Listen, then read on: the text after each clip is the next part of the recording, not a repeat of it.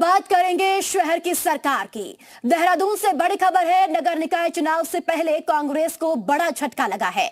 Mathura Dutt Joshi BJP में शामिल हो गए। सीएम धामी ने उनकी ज्वाइनिंग कराई है।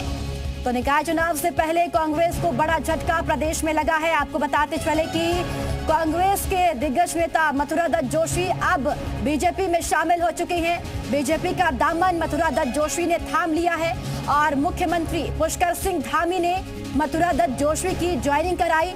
मथुरा दत्त जोशी का बीजेपी में मुख्यमंत्री पुष्कर सिंह धामी ने स्वागत किया।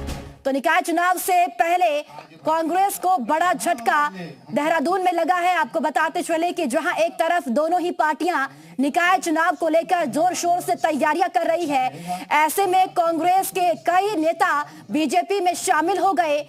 तो इससे कहीं ना कहीं अब कांग्रेस को निकाय चुनाव में नुकसान उठाना पड़ सकता है। तो वहीं बीजेपी को इसका फायदा होता हुआ नजर भी आएगा।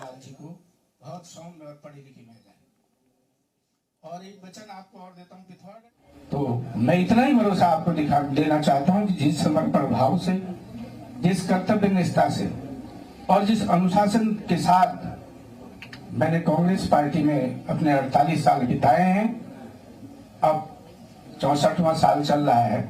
इसी जून में 64 साल पूरे करके 65वें साल में प्रवेश करूंगा।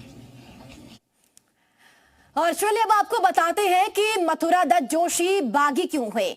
तो कई इसके पीछे की वजह बताई जा रही है, जिसका जिक्र भी आपके साथ किया। और मथुरा दत्त जोशी ने जब बीजेपी ज्वाइन की तो बीजेपी ज्वाइन करने के बाद उन्होंने अपनी बातों को सामने भी रखा। आगे बढ़ते हैं, जहां ज्वाइनिंग कराने के दौरान सीएम धामी ने क्या कुछ कहा, आइए आपको सुनवाते हैं। भारतीय जनता पार्टी एक पार्टी नहीं है, एक परिवार है, ये संस्कार है। और बिट्टू भाई हमारे इनसे भी बड़ा पुराना संबंध है और हमेशा भले ही ये कांग्रेस पार्टी में काम करते थे, लेकिन व्यक्तिगत रूप से हमारे संबंध बड़े अच्छे रहे आपस में।